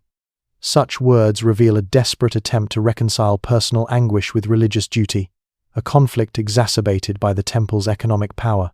Account books from the Temple of Sobek at Crocodilopolis, dated to 300 BC, show that prostitution revenues rivaled those from grain and livestock, creating incentives to expand the practice, regardless of the human cost. Physical health was another casualty. The Kahun Papyrus, dated to 1850 BC, contains remedies for temple sickness, likely sexually transmitted infections, and treatments for genital injuries caused by violent clients. A text from 200 BC describes surgical procedures to repair severe internal damage, suggesting that abuse was systemic. The Wilbur Papyrus, dated to 141 BC, lists dozens of sacred prostitutes under 14, some not yet reached womanhood, indicating that economic hardship drove temples to recruit younger girls during famines, as noted by Egyptologist Rosalie David. These records paint a grim picture of bodies exploited until they broke, with little regard for the women's survival. Yet resistance persisted in quiet acts. Graffiti carved into temple walls at Edfu, dated to 150 BC, includes a woman's lament, "I have forgotten my name, but the goddess remembers my body." This inscription, studied by John Darnell, suggests a struggle to retain identity amidst dehumanization. Some women formed covert networks, using coded language to warn others of recruitment.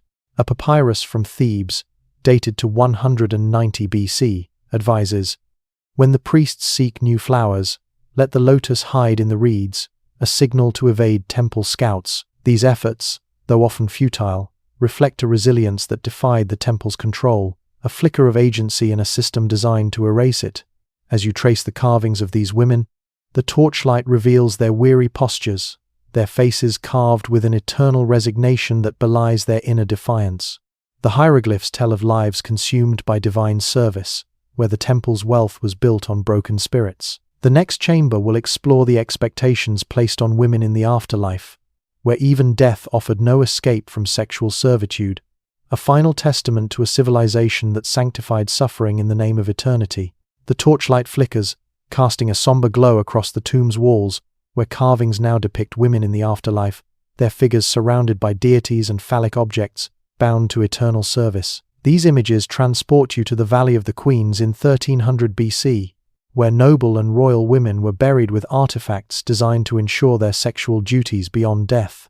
Drawing on the pyramid texts and archaeological finds from tombs like QV55, this part explores the chilling expectations imposed on women in the afterlife, weaving in the rituals and beliefs that prepared their bodies for eternal servitude, revealing a culture that extended its control over women even into eternity. The pyramid texts, dating to 2400 BC and among Egypt's oldest religious writings, explicitly describe sexual roles for women in the afterlife. Text 690, studied by Egyptologist James Henry Bastet, states, "The king will possess the wives of the gods, and they will satisfy his desires as they satisfied their divine husbands when they lived." Female spirits, by contrast, were expected to serve male souls, their bodies preserved for divine pleasure. The Book of the Dead, chapter 125, includes a negative confession, where women vow to open myself to those who have earned divine favor, framing sexual service as a punishment for their inherent sinfulness. These texts, analyzed by Egyptologist Rosalie David, reveal a theology that subordinated women eternally, their afterlife roles an extension of their earthly exploitation. Archaeological evidence from the Valley of the Queens supports this grim reality. Excavations at QV55, believed to be the tomb of a daughter of Ramesses II, conducted by Dr. Joan Fletcher, uncovered phallic objects made of wood, ivory, and stone, wrapped in linen and placed between the mummy's legs. These artifacts, dated to 1250 BC, were intended for sexual use in the afterlife, ensuring the deceased woman's spirit remained accessible. Similar objects, found in dozens of female tombs from the New Kingdom, studied by the British Museum, were inscribed with prayers for eternal readiness, a chilling testament to their purpose. To deepen the context, consider the parallel with Mesopotamian burial practices, where women were buried with fertility symbols but rarely with explicit sexual implements, highlighting Egypt's unique obsession with afterlife sexuality. Mummification processes for women were tailored to preserve sexual functionality. Papyrus documents from Theban workshops, dated to 1200 BC, describe the insertion of resin-soaked linen into vaginal canals to maintain their shape, a procedure not performed on male corpses. Egyptologist Salima Ikram argues this was less about preservation and more about ensuring the body's suitability for divine interactions. The mummy of Queen Hentoi, wife of High Priest Pinagem I, analyzed in 2005 by Dr. Zahi Hawass, shows legs repositioned and held open during wrapping, a pattern seen in other 21st dynasty female mummies, suggesting systematic preparation for sexual access. These practices, documented in the Edwin Smith surgical papyrus, included costly procedures to prevent facial disfigurement, noting that ugliness repels the desires of gods and men even in death. Tomb paintings reinforced these expectations. In the tomb of Vizier Rekhmire, TT 100, dated to 1450 BC, wall paintings depict the deceased engaging in sexual acts with eternal servants, women identified as having died with him. These images, studied by Egyptologist Betsy Bryan, were not symbolic but instructional, outlining the afterlife roles of female spirits. The practice of sacrificing female servants to accompany male tomb owners, documented in the early dynastic period, persisted in modified forms. The tomb of Pharaoh Djer at Abydos, dated to 3000 BC, contained 127 young female skeletons, showing signs of ritual strangulation or poisoning, as analyzed by the University of Chicago, their deaths ensuring eternal service to their master. The psychological impact on living women was profound. A letter from 1200 BC found in a Saqqara tomb reveals a woman's plea, "I fear death not for the pain of dying but for the eternal servitude that awaits." This fragment, studied by Joyce Tildesley, captures the dread of knowing one's body would serve beyond the grave. Another letter, from a Theban noblewoman, prays to die before her beauty fades, hoping unattractiveness might spare her afterlife demands. Greek historian Diodorus Siculus, writing in 50 BC, expressed horror at Egyptian burial practices, noting that women were prepared for death as if for marriage, with great attention to their sexual organs. His account, analyzed by John Darnell, underscores the cultural shock of outsiders witnessing a system that normalized such expectations. As you trace the carvings of these eternal concubines, the Torchlight reveals their serene yet burdened faces, bound to a fate that offered no rest. The hieroglyphs tell of a civilization that extended its control over women into eternity, where death was not an escape but a continuation of servitude. The next chamber will explore the tomb art that depicted these afterlife roles, a vivid reminder of a culture that saw divinity in degradation, etched forever in stone. The torchlight casts a haunting glow across the tomb's walls, where intricate carvings depict the afterlife in vivid detail. Women adorned with divine jewelry, their figures entwined with male deities and pharaohs in scenes of eternal intimacy. These images transport you to the burial chambers of the Valley of the Queens and the tomb of Vizier Rekhmire in 1450 BC, where art served as both a promise and a prescription for women's roles beyond death. Drawing on archaeological evidence from tombs like TT 100 and religious texts such as the Book of the Dead, this part examines the tomb paintings and burial goods that outlined women's sexual servitude in the afterlife, weaving in the sacrificial practices and theological justifications that cemented their eternal subjugation, revealing a culture that immortalized its cruelties in stone. In the tomb of Vizier Rekhmire, TT 100, dated to 1450 BC, wall paintings vividly depict the deceased official engaging in sexual acts with women labeled as eternal servants, their roles explicitly defined by hieroglyphic inscriptions. These scenes, studied by Egyptologist Betsy Bryan, are not mere decoration but instruction manuals for the afterlife, illustrating the expectation that female spirits would serve male desires eternally. Surrounding these central figures are depictions of food preparation and entertainment, suggesting a seamless integration of sexual service into the afterlife's pleasures. Similar imagery appears in the tomb of Pharaoh Seti I, where hidden chambers, discovered in 1960, reveal explicit paintings of the king with female deities and mortal women, described as eternal concubines, who satisfy the king's desires without rest. These carvings, analyzed by Egyptologist John Darnell, underscore the permanence of women's subordination, even in death. Burial goods reinforced these expectations. Excavations in the tomb of Yuya and Chuyu, parents of Queen Tiye, dated to 1375 BC, uncovered objects initially catalogued as religious implements but later identified as sophisticated sex toys. These ebony and ivory artifacts, studied by the British Museum, were carved with anatomical precision, wrapped in fine linen, and placed in cedar boxes inscribed with prayers for their effectiveness in the afterlife.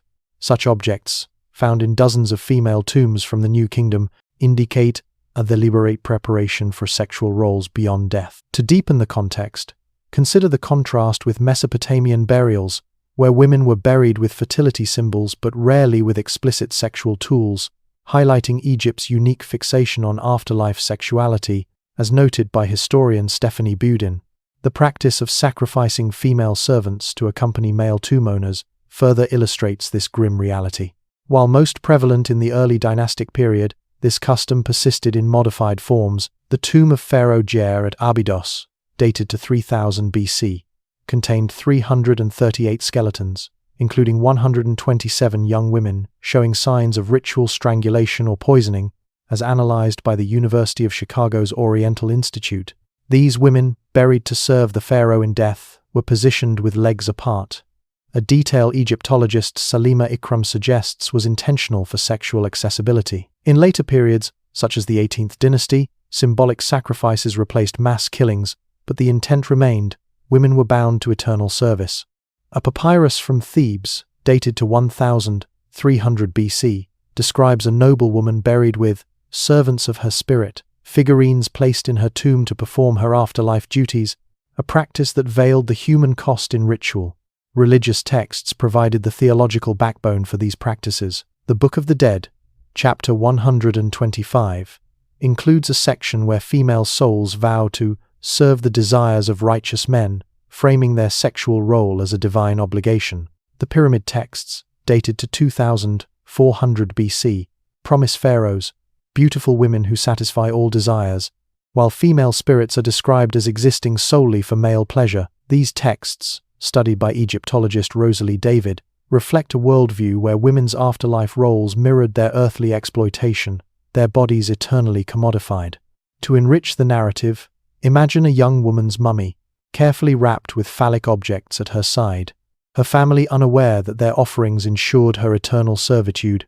A silent betrayal cloaked in sacred ritual. The psychological weight on living women, knowing their eternal fate, is hinted at in personal letters. A Theban letter from 1200 BC, analyzed by Joyce Tildesley, reveals a woman's fear.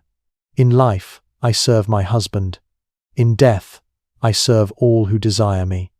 This dread, echoed in graffiti from Saqqara, "May my beauty fade before I face eternity," underscores the inescapable burden of afterlife expectations. Greek historian Diodorus Siculus, writing in 50 BC, noted his shock at funeral preparations where women were dressed as courtesans, awaiting clients, a practice that horrified outsiders but was normalized in Egypt.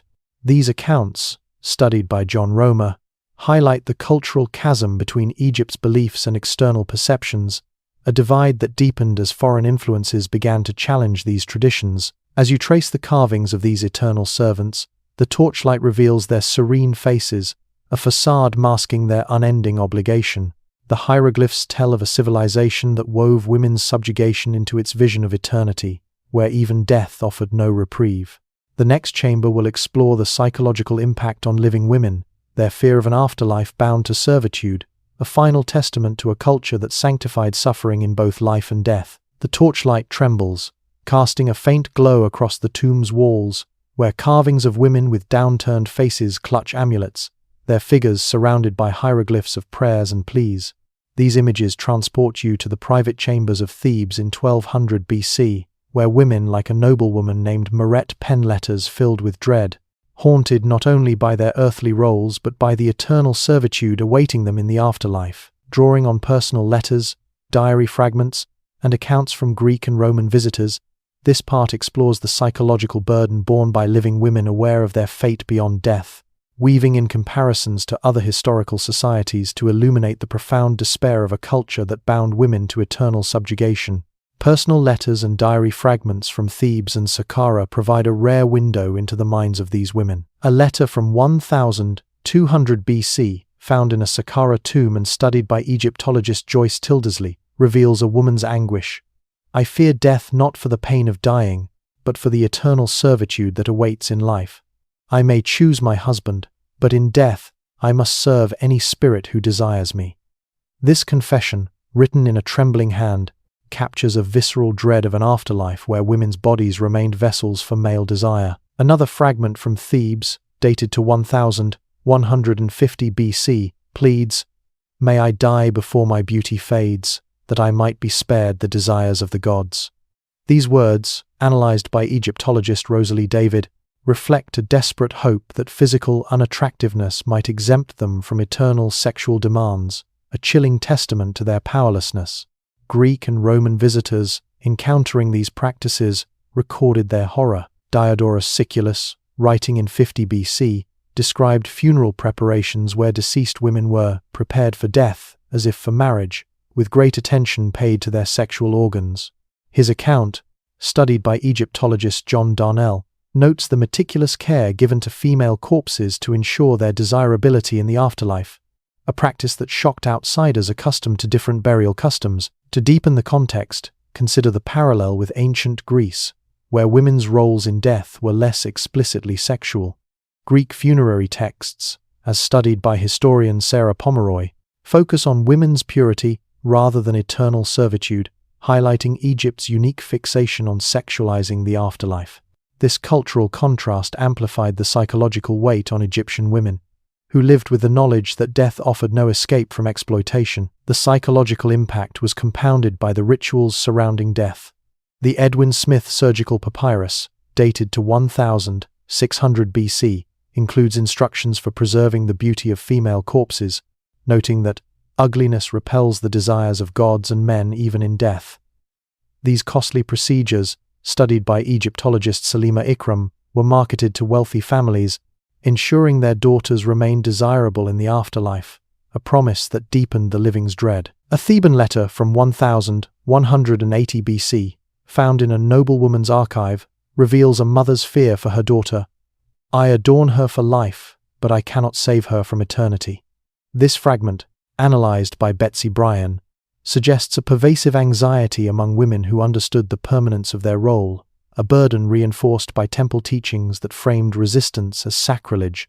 Social structures amplified this despair. Marriage contracts from the New Kingdom, preserved in the British Museum, often included clauses acknowledging a woman's potential afterlife duties, treating eternal servitude as a routine expectation. Noble families, aware of these practices, sometimes sought to marry daughters to foreign allies to escape Egyptian burial customs, as hinted in a papyrus from 1170 BC. Send her to Canaan, where the dead rest free. Such efforts, studied by Egyptologist John Romer, were rare and risky, often met with royal disapproval or forced returns, as seen in the case of Princess Baketaten. The lack of agency fostered a culture of resignation, where women internalized their fate as divine will.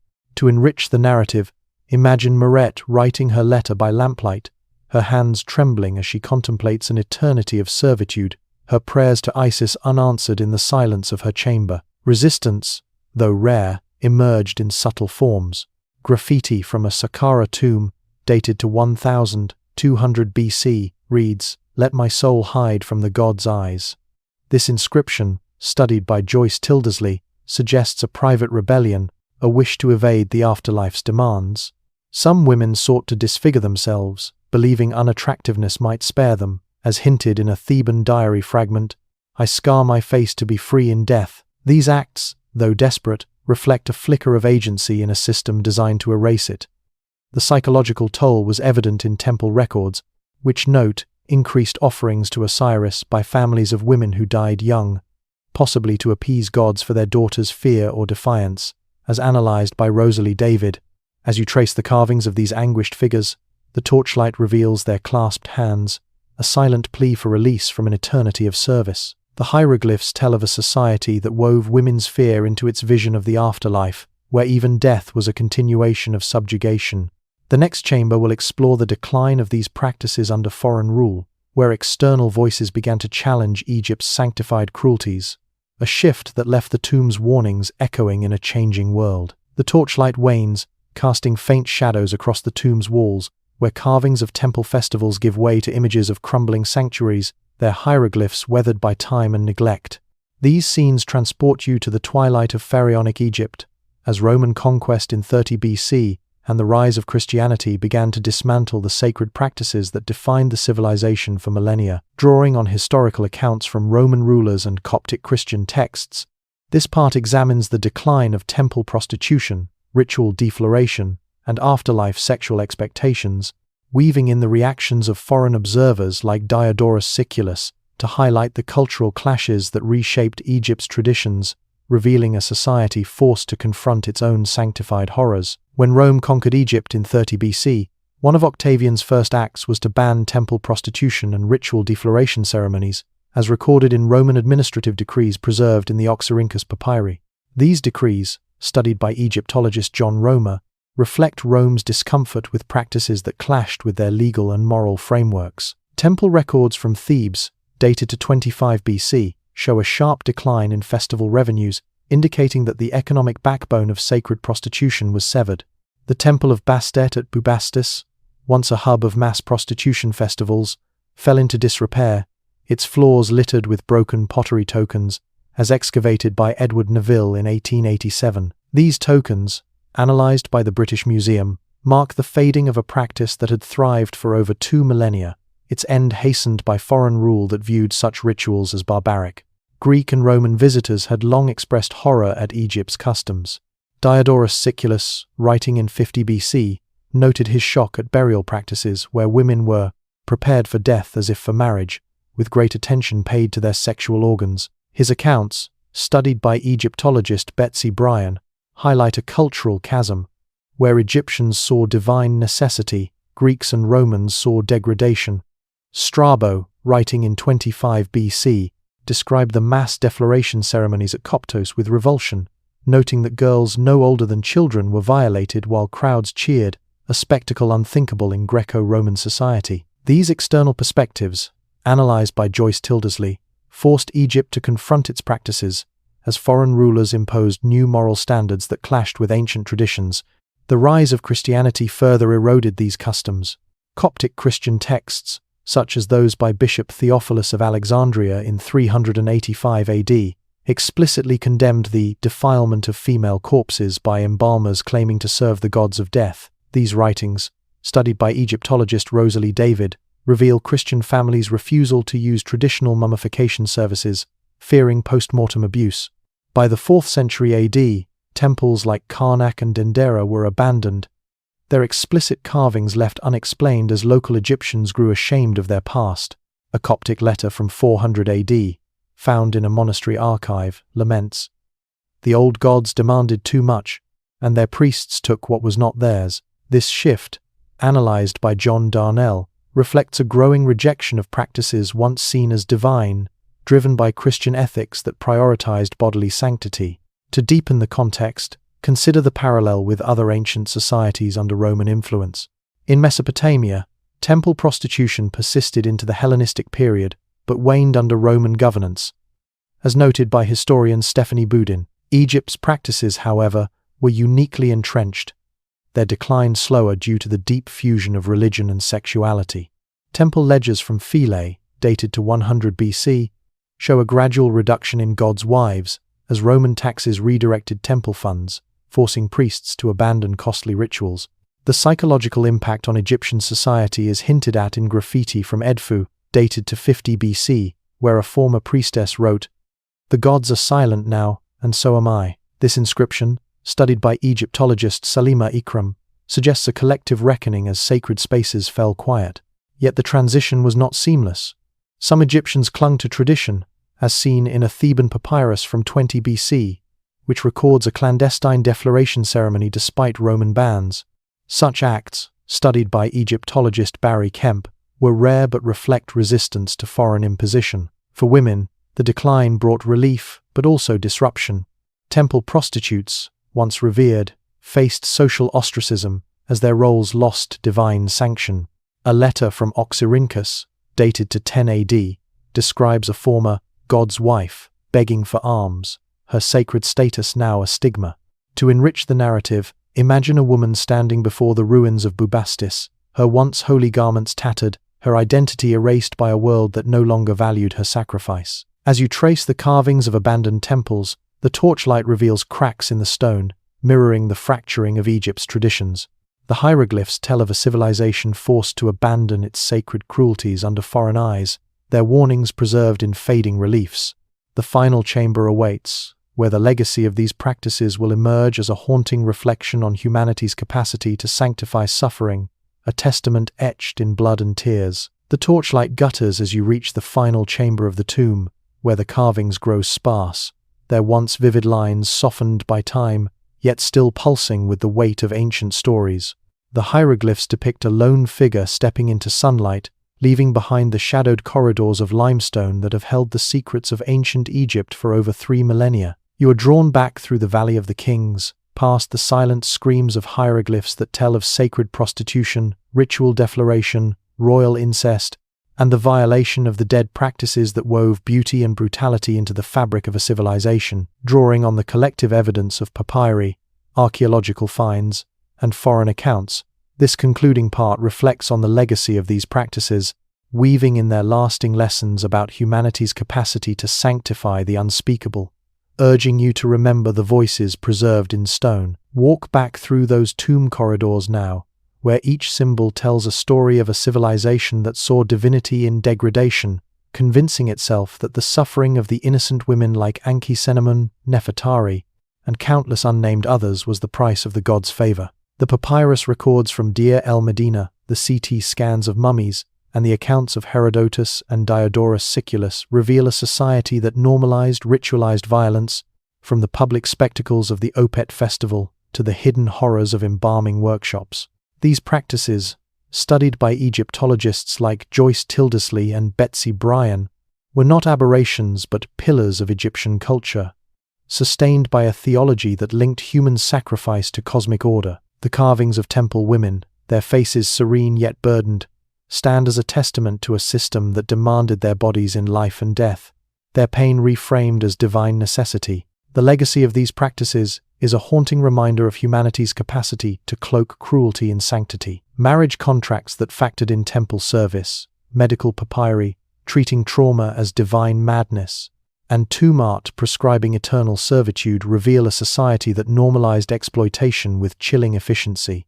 Yet the decline under Roman rule in 30 BC, as documented in the Oxyrhynchus papyri, and the Christian condemnation by figures like Bishop Theophilus in 385 AD, show a world beginning to question these traditions. The abandoned temples of Karnak and Bubastis, their explicit reliefs left unexplained, mark the fading of a system that once thrived on suffering. To deepen the context, consider the parallel with other ancient societies, such as Rome, where public executions were sanctified but eventually questioned, as noted by historian Keith Hopkins.